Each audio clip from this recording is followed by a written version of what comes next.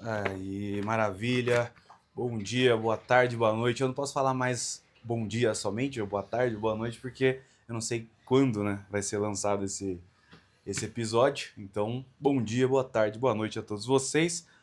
Vamos lá, começando mais um Lendo com Amorim. Eu sou Matheus Amorim e a gente vai ler junto aqui A Revolta de Atlas, esse livro maravilhoso aqui, essa criança de 1.200 páginas.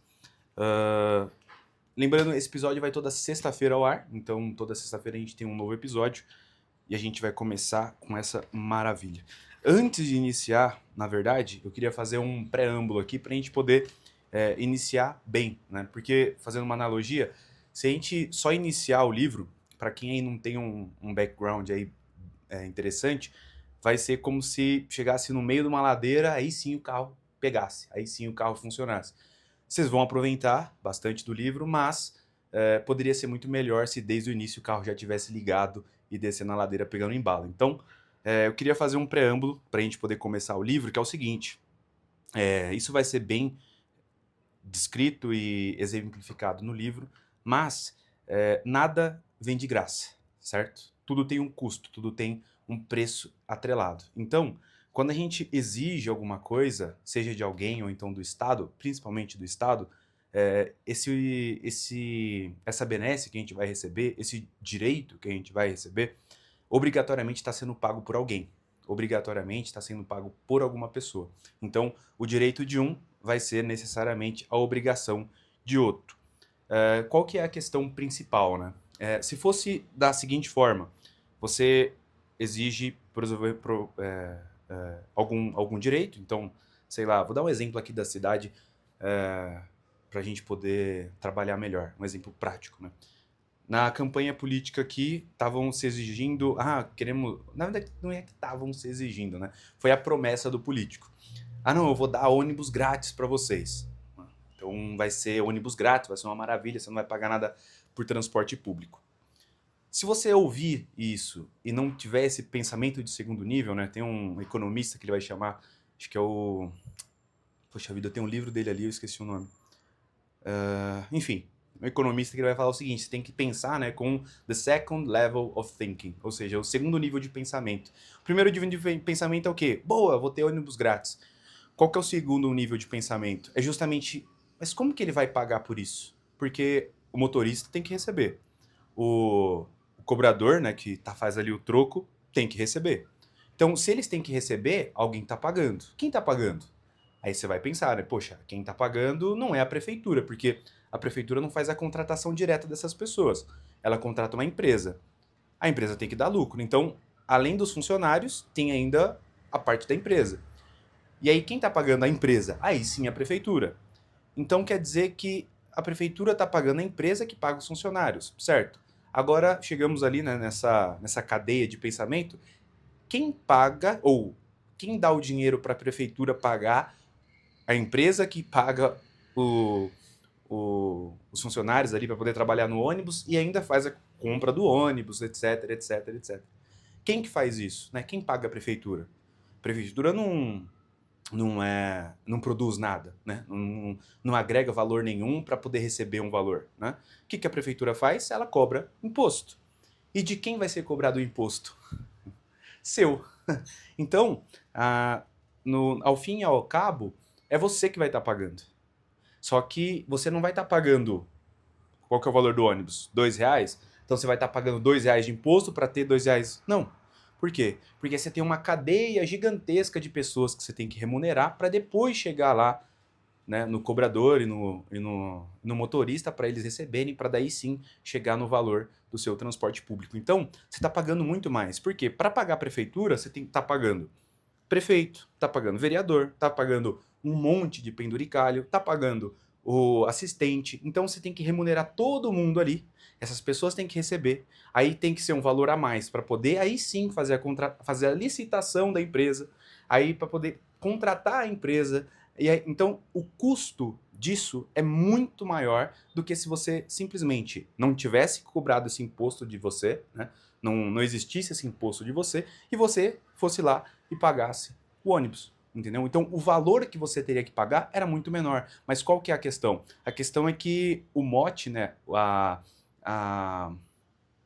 a forma que é passado, ônibus grátis, as pessoas se deixam levar por esse primeiro nível de pensamento e acabam acatando. E isso eu estou dando um exemplo prático que a gente pode observar. Mas quantos outros, né? Quantos outros a gente poderia citar e aprofundar, e aí você veria que vai cair na mesma questão. Então, sempre que se exige, né, um direito do Estado, o Estado ele sempre vai pegar, vai transformar aquilo em obrigação de todos nós e a gente vai pagar por isso. Só que a gente não vai pagar na mesma proporção do que aquilo custa. A gente vai pagar muito mais, porque você tem que remunerar toda essa carga de pessoas, né, que vão estar trabalhando ali, entre aspas, trabalhando para poder fazer aquilo acontecer. Fora que a gente sabe, né, o Brasil aqui não é a Suíça, então fora aí desvio, etc, etc. Certo? Então, só um preâmbulo para a gente poder começar aqui o livro. E agora sim, vamos lá. Esse livro maravilhoso. Vamos lá. Tem aqui, né, o prefácio e tal. Não vou dar atenção para isso. A gente vai direto pro livro, que é o que vocês, imagino eu, querem ver. Vamos lá. Então, capítulo 1, o tema. Deixa eu só ver se é aqui mesmo que começa ou é prefácio ainda. O livro é grande, cara. Então, faz um tempinho que eu li. Não, é o início do livro mesmo. Vamos lá. Então, capítulo 1, o tema. E aí começa assim. Quem é John Galt? A luz começava a declinar e Ed Withers não conseguiu distinguir o rosto do vagabundo que tinha falado de modo simples, sem expressão. Mas, do crepúsculo, lá longe, no fim da rua, lampejos amarelos alcançavam seus olhos, que, galhofeiros e parados, fitavam Withers diretamente, como se a pergunta se referisse àquele mal-estar inexplicável que ele sentia. Por que você disse isso? Perguntou Withers tenso. Então, parando aqui para explicar, alguém disse, né, quem é John Galt, e essa expressão aqui, quem é John Galt, é uma expressão comum aqui. A gente vai ver em quais aplicações se dá essa expressão e tal, mas é uma expressão. Então, não é que ele está perguntando de fato quem é essa pessoa, John Galt. Essa frase aqui é utilizada como uma expressão no livro, tá bom? E aí, então, algum vagabundo, alguma pessoa ali que tá de rua, né, faz essa pergunta para esse tal de Ed Withers, e aí ele responde, né? Por que você disse isso? Perguntou Withers, tenso. O vagabundo se encostou no batente da porta. Uma vidraça partida por trás dele refletia o amarelo metálico do céu. Por que isso o incomoda? Perguntou. Não me incomoda, rosnou Withers. Mas, mais que depressa, enfiou a mão no bolso à procura de uma moeda. O vagabundo o havia detido. Lhe pedira uma moeda e continuava falando, como se tentasse ultrapassar aquele momento e adiar o seguinte. Pedir dinheiro nas ruas já havia se tornado tão frequente que ninguém mais perdia tempo ouvindo explicações. E Ed não estava interessado em conhecer os detalhes do desespero específico daquele pedinte. Então, a gente vê aqui que está aumentando cada vez mais o número de pedintes na rua. As pessoas nem se importam mais com a história, né, que aquela pessoa vai contar para ver, para validar se ela merece ou não ali uma esmola e tal. Simplesmente elas dão a esmola porque a quantidade de pedintes é grande, e aí se ela fosse perder tempo, né, toda vez que um pedinte pedisse, ela não chegava no destino. Então, as pessoas simplesmente dão, sem querer saber muito a história, certo? Isso é importante, tá? Não é à toa que a Ayn Rand, que é a autora do livro, está descrevendo dessa forma. A gente vai entender por que esse número de pedintes está aumentando, etc, etc. Vá tomar um café, disse, estendendo a moeda para aquela sombra sem rosto. Muito obrigado, senhor, disse a voz, sem interesse, e a cabeça se inclinou para a frente por um momento. Tinha a face curtida pelo vento, sulcada por rugas de cansaço e por cínica resignação, e os olhos eram inteligentes. Enfim, eu não vou falar nada. Vamos lá, seguindo. Ed Williams continuou caminhando enquanto se perguntava a razão de ter sempre, a esta hora do dia, a mesma sensação inexplicável de medo. Então, Ed Williams, que é um personagem X aí, a gente não sabe o que ele é ainda. Eu já sei, mas eu não vou falar, né? Porque aí senão fica sem graça. Eu já sei boa parte da história, lógico que é 1.200 páginas. Eu lembro da história em geral, não lembro algumas especificidades aqui, mas eu não vou contar. Eu vou lendo aqui, né? E a gente vai tomando conclusões a partir do que o texto nos apresenta naquele momento. Pode ser que eu já saiba de alguma coisa, mas eu não vou contar. Vou seguir aqui o raciocínio do livro, porque senão vai ficar chato, tá bom? Então, Ed Williams, personagem X aí, ele tem essa sensação inexplicável de medo. Ele não sabe muito bem o porquê, mas sempre que ele caminha por essa hora, ele tem medo. E aparentemente não é medo das pessoas, né? Não é medo do mendigo roubar, assaltar ele, não é nada disso, né? Porque se fosse isso, ele não teria parado para poder dar ali a moeda pro mendigo, ele seguiria em frente ou correria, tal. Então, é isso que a gente pode deduzir aqui. É alguma outra coisa que tá causando medo aí no Ed. Vamos lá. Cadê aqui? Eu tenho que marcar aqui onde eu paro, senão... Aqui, voltei. Continuou caminhando enquanto se perguntava a razão de sempre a esta hora do dia a mesma sensação inexplicável de medo. Não pensou. Não é medo. Não há nada a temer. O que há é mais uma apreensão imensa e difusa, sem origem e sem causa. Ele se costumara à sensação, mas não conseguia defini-la. Ademais, o vagabundo falara como se soubesse de seus sentimentos, como se achasse que alguém deveria sentir aquilo, e, ainda mais, como se conhecesse o motivo. Ah, interessante. Ed Williams se pertigou, exercendo sua autodisciplina. Preciso acabar com isso, pensou. Estava começando a imaginar coisas. Sempre sentir aquilo, então ainda ele está pensando, né, sem saber definir aquele sentimento. Então, a priori, ele definiu como medo, mas não é bem isso. E aí ele está tentando, né, raciocinar para ver se ele chega a alguma conclusão dessa vez, porque, como o próprio texto diz aqui, não é a primeira vez que isso acontece. Não é a primeira vez que esse sentimento vem à tona. Então, provavelmente ele já tentou outras vezes chegar à conclusão do que ele está sentindo e não conseguiu. E agora ele está tentando mais uma vez. Então, a sensação lhe chegara subitamente, em intervalos irregulares, e agora estava mais insistente que nunca. É o crepúsculo, pensou. Eu detesto o crepúsculo. As nuvens e os topos dos arranha-céus contra elas começavam a adquirir uma tonalidade marrom, como num velho quadro a óleo, com a cor evanescente de uma obra-prima já desbotada. Longas raias de sujeira escorriam pelas paredes carcomidas de... Vamos lá. Pelas paredes carcomidas de fuligem. Bem no alto de uma torre havia uma rachadura como um formato de um raio imóvel, como se prolongava por uns 10 andares. Um objeto denteado cortava os céus, acima dos tetos. Era a metade de um pináculo, que ainda refletia o brilho do pôr do sol. O dourado, que antes recobria a parte fosca, já descera havia muito tempo. O brilho era vermelho e sereno, como o reflexo de um incêndio. Não um incêndio ativo, mas um que já estava morrendo, que não foi possível conter a tempo. Então, é tipo a brasa do fogo, sabe? Quando tá no final do churrasco, e aí a brasa já tá quase se apagando, mas ainda tem um ardor ali. É mais ou menos isso. Não, pensou Ed Williams. Não há nada de perturbador na visão da cidade. Ela parece a mesma de sempre. Então, ele pensou que poderia ser a cidade, aquele pôr do sol, ele odeia o crepúsculo, mas não é bem isso que ainda causa medo nele. Ou essa sensação que ele não consegue exprimir. Certo? Seguindo aqui. Ele continuou caminhando, lembrando-se de que havia atrasado na volta ao escritório.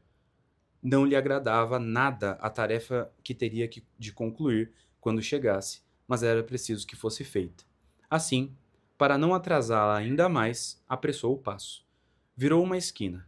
Pelo estreito espaço entre as silhuetas negras de 2 edifícios, como através de uma fresta numa porta, ele viu a página de um gigantesco calendário suspenso no céu. Eu confesso que esse calendário vai aparecer algumas vezes. Eu já tentei imaginar, e eu não consegui. Então eu meio que imagino, sabe aquele calendário que você ganha da Boticário, aquele calendário que você ganha da Ferrero Rocher, da outra marca de chocolate, da Cacau Show, sabe aquele que é em forma de triângulo assim, que você deixa aberto em cima das coisas, que ele faz meio que a dobradura assim, aí ele fica em triângulo assim. Então eu imagino aquilo ali no céu suspenso. Eu não consigo imaginar a estrutura que está em volta, como aquilo ali fica no céu e tal. Sinceramente, eu não consegui entender muito bem, tá? Então eu imagino dessa forma. Você pode imaginar aí da forma que te apetecer, tá certo? Então tem um calendário ali suspenso no céu que vai marcando o dia da semana. Era o calendário que o prefeito de Nova York tinha colocado, no ano anterior, no topo de um edifício, de tal modo que os cidadãos pudessem ver os dias do mês como viam as horas, olhando de relance para o alto do prédio. Era um retângulo branco sobre a cidade, que informava a data aos homens nas ruas, lá embaixo. Então é mais ou menos isso mesmo, né? Se a gente for parar para imaginar que é um retângulo, né? Um retângulozão em cima de um prédio, é mais ou menos isso. Nem foi tão difícil de imaginar, né? Eu não sei porque eu não consegui entender muito bem da primeira vez. Mas vamos lá. Cadê? Tá vendo? Eu tenho que tomar atenção aqui para deixar marcado onde eu parei.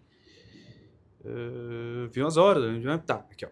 Era um retângulo branco sobre a cidade que informava a data aos homens nas ruas lá embaixo. Na luz, cor de ferrugem do crepúsculo, o retângulo avisava 2 de setembro. Ed Withers desviou o olhar. Jamais gostara de ver esse calendário. Era uma visão que o perturbava de um modo que não podia explicar nem definir. O Ed Withers aqui também, ele tem várias sensações que é difícil de definir, né? Você vê, ele tem um medo lá que ele não sabe se é medo. Agora o calendário perturba ele de modo que ele não consegue explicar. Mas vamos aí. A sensação parecia se misturar àquela de constrangimento que há pouco experimentara. Tinha as mesmas características. Pensou subitamente que havia uma frase, uma citação, que expressava o que o calendário lhe parecia sugerir. Mas não pôde se lembrar. Caminhou, procurando alcançar mentalmente uma frase que pairava em seu espírito como uma forma vazia. Não conseguia preenchê-la, nem descartá-la. Olhou para trás. O retângulo branco, lá no alto, continuava proferindo sua sentença. Sua sentença, 2 de setembro.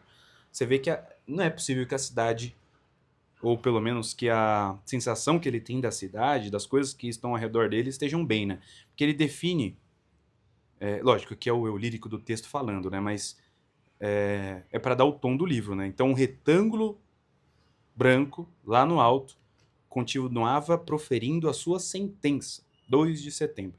Então, o dia, né? Aquele dia que estava acontecendo era muito mais uma sentença do que um dia ao qual você sente prazer de viver. Então, mais ou menos isso que a gente pode entender aqui, por essa parte. Ed Williams baixou o olhar para a rua, para uma carrocinha de verduras paradas diante de uma casa de pedra. Viu uma pilha de cenouras douradas e brilhantes e o verde fresco das cebolas. Uma cortina impecável, alvura ondulada através de uma janela aberta. Um ônibus, dirigido por um motorista competente, virava uma esquina. Perguntou-se por que voltara a se sentir tranquilo e também por que desejava subitamente que essas coisas todas não fossem deixadas a descoberto, desprotegidas contra o espaço vazio de cima. Sabe-se lá o que isso significa. Vamos lá. Quando chegou à Quinta Avenida, seguiu olhando as vitrines pelas quais passava. Não estava precisando de nada, nem queria comprar nada, mas gostava de ver a arrumação das mercadorias, quaisquer que fossem, objetos feitos pelo homem, para uso do homem. Alegrou-se com a visão de de uma rua próspera, apenas uma em cada 4 lojas estava desativada, com vitrines escuras e vazias. Então, ele gostava ali de ver a prosperidade da cidade, né? Quando ele via isso, acalmava a alma dele. Então, quando ele passou pelo mendigo lá, talvez seja isso que o afligiu, né? O fato do o mendigo ser uma pessoa que, que não conseguiu, né? Dar sentido à vida, prosperar e trabalhar, enfim. Então, talvez isso que tenha gerado medo nele, ele ainda não entendeu. Porque se antes ele estava com medo de ver o mendigo na rua, não era exatamente o mendigo que causava medo a ele. E ele também não conseguia definir. E agora ele vem da prosperidade, vendo as pessoas trabalhando, vendo ali a verdura, a banca de jornal e tal. Ele se sente feliz com isso, né? É uma possibilidade. Vamos lá. Sem saber por quê, subitamente se lembrou do carvalho. Nada parecia trazê-lo diretamente à lembrança. Mas, pensou nele. Nos vers, nas ver, perdão, mas pensou ele nos verões de sua infância na propriedade Taggart. Olha, eu já vou fazer também um aviso, tá? Tem um monte de nome em inglês, o livro se passa nos Estados Unidos, né? A gente viu ali que ele estava falando da Quinta Avenida, se passa na América, então tem um monte de nome em inglês, e eu vou falar do nome que a minha mente, né, durante a leitura que eu fazia, do jeito que eu li o nome, né? Se tiver alguma divergência, se não for bem assim que se recita o nome e tal, poxa, o livro é de não sei quando, a autora não tá nem viva, então ela não vai achar ruim. Bom, então vamos lá. Mas pensou nele, nos verões da sua infância, na propriedade Taggart. Ed passava a maior parte da sua infância com as crianças de lá e agora trabalhava para elas, como seu pai e seu avô haviam trabalhado para os pais e os avós delas. Então, ele trabalha aí para os Taggart, certo?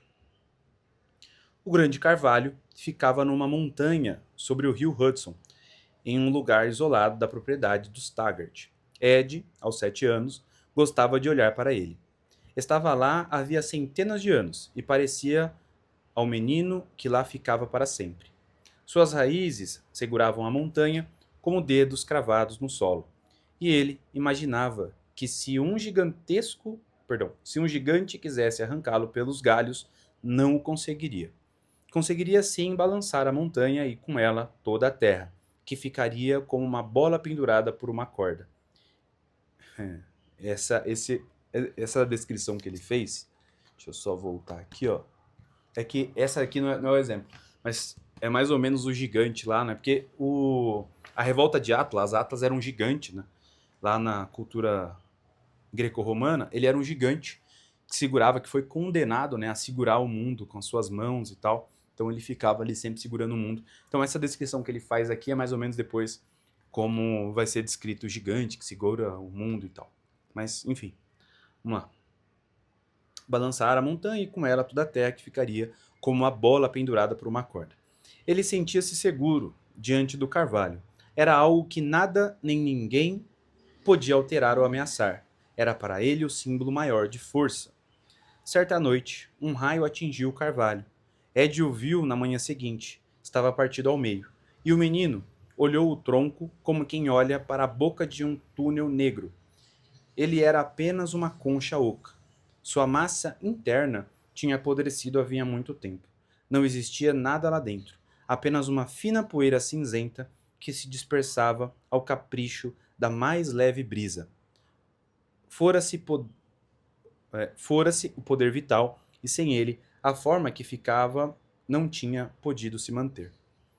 Então, ele tinha uma estrutura, né, que ele supunha que fosse ali o símbolo maior de força, algo que passava ou transmitia a impressão para ele de que aquilo ali era muito forte, mas com as vicissitudes da vida, né, com as intempéries que aconteceram, ali um raio caiu, quebrou tudo, e ele viu que era uma árvore oca e que agora não podia mais se manter, certo?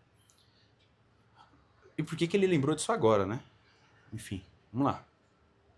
Anos mais tarde, ele ouviu dizer que as crianças devem ser protegidas contra choques, contra seu primeiro contato com a morte, a dor, o medo.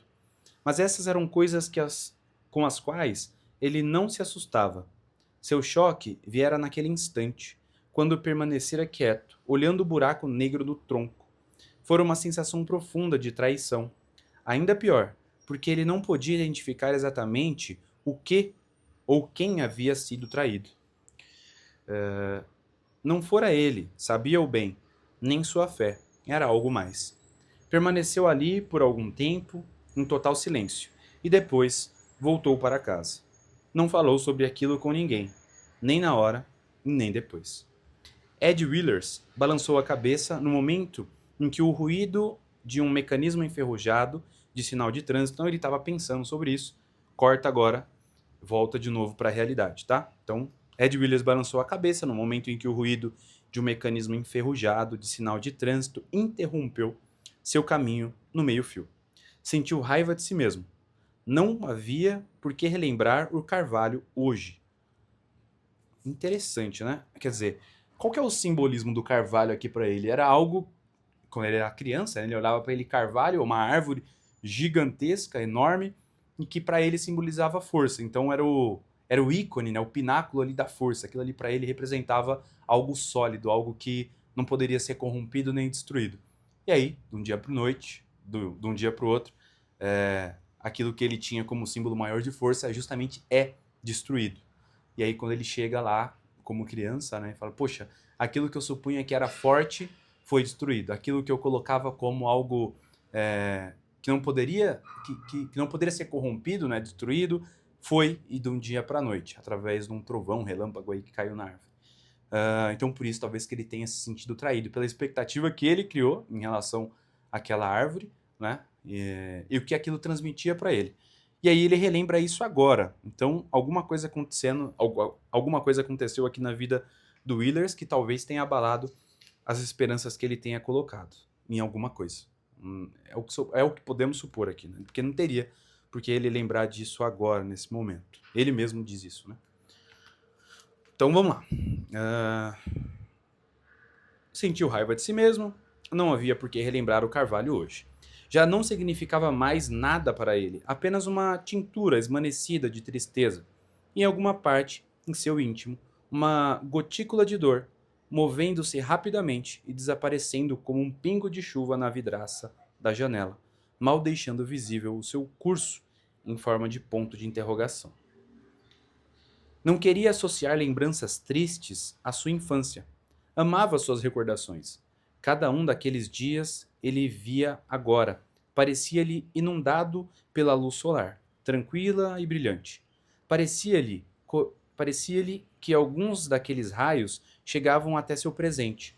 Não eram raios, exatamente, mas pareciam pequenos pontos de luz, que conferiam um ocasional momento de brilho ao seu trabalho, ao seu apartamento, onde vivia solitário, no ritmo calmo e escrupuloso de sua existência.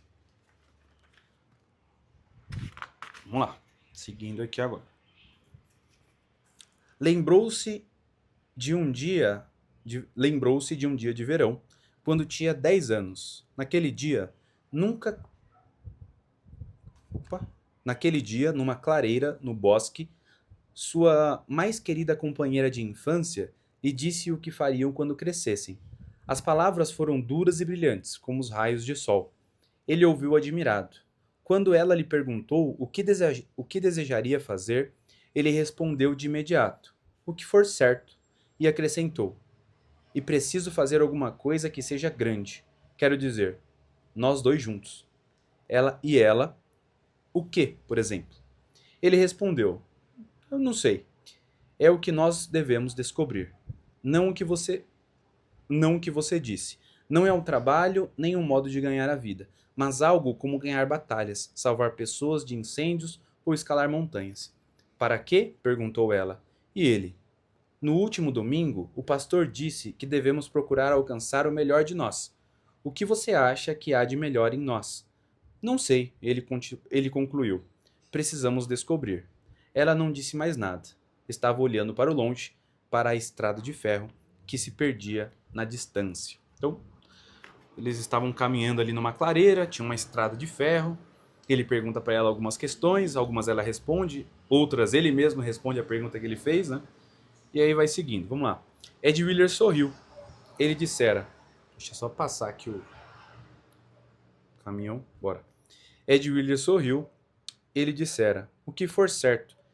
E isto fora há 22 anos. Desde então, essa deliberação permanecera inalterada em sua vida. Perdão, errei a entonação aqui, né? Desde então, essa deliberação permanecera inalterada em sua vida. Todas as demais questões se esvaneceram em sua mente. Não tinha tempo para elas, mas ainda lhe parecia evidente que cada uma devia fazer o que fosse direito. Jamais entendera como alguém poderia desejar outra coisa. Sabia apenas que isso ocorria. E isso ainda lhe parecia uma coisa ao mesmo tempo simples e incompreensível. Simples, o fato de que as coisas devem estar certas, e incompreensível que não estivessem. Sabia que não estavam. Era nisso que pensava quando dobrou a esquina e chegou ao grande prédio da Taggart Transcontinental. O edifício era a mais alta e mais orgulhosa construção da rua. Willers sempre sorria ao primeiro impacto de sua visão. Todas as janelas nas longas fileiras estavam intactas, ao contrário das dos prédios vizinhos. Suas linhas ascendentes cortavam o céu, sem cantos empoeirados e sem bordas quebradas. Ele parecia ser imune ao próprio tempo, sempre incólume. Estaria ali sempre, pensou. Cada vez que ele entrava no edifício da Taggart, experimentava uma sensação de alívio e segurança. Aquele era o lugar de competência e do poder. O piso de entrada era um verdadeiro espelho feito de mármore. Os gelados retângulos das luminárias pareciam pedaços de luz sólida. Para trás das divisórias de vidro, filas de moças batiam a máquina, o ruído das teclas parecia o som de rodas de trem. E, com um eco, às vezes um tremor discreto atravessava as paredes, vindo lá de baixo do prédio, dos túneis do grande terminal, e onde os trens partiam e para onde convergiam, para cruzarem o continente e pararem depois de cruzá-lo de novo. Perdão. E para cruzarem o continente e pararem depois de cruzá-lo de novo. Como partiam e paravam geração após geração. Aí tá entre aspas aqui, né? Target Transcontinental, fecha aspas. Pensou Ed Williams. De oceano a oceano. Então, aparentemente, esse é o logo da Target, né? Target Transcontinental, de oceano a oceano. Orgulhoso, é isso mesmo, orgulhoso do slogan da sua infância. Tão mais brilhante e sagrado do que qualquer dos mandamentos da Bíblia. De oceano a oceano para sempre. Continuou pensando, enquanto caminhava para o coração do edifício, o escritório de James Taggart, presidente da Target Transcontinental. Então, Ô, amor, deixa eu ver se minha esposa consegue ver quanto tempo a gente tem de live. Eu esqueci de marcar, senão o episódio vai ficar muito grande. Vê quanto tempo tem pra mim. Vamos fazer aí, acho que uns 40 minutos. E aí a gente pausa e vamos ver quanto tempo a gente... vocês querem um episódio maior, um episódio menor? Vê quanto tempo tem. Agora a gente vai fazer aí o desfecho pra gente poder encerrar e voltar na semana que vem. Lembrando, a gente vai fazer uns 40 minutos, 30 minutos. Se vocês quiserem um episódio um pouco maior, deixa aqui nos comentários, deixa também um gostei. E a gente vai adequando nas próximas lives. Nas próximas lives não, nos próximos programas gravados. Porque eu tô acostumado a fazer live, então sempre fica na cabeça. Tá bom? Então é isso, a gente encerra por aqui e até semana que vem. Tchau, tchau.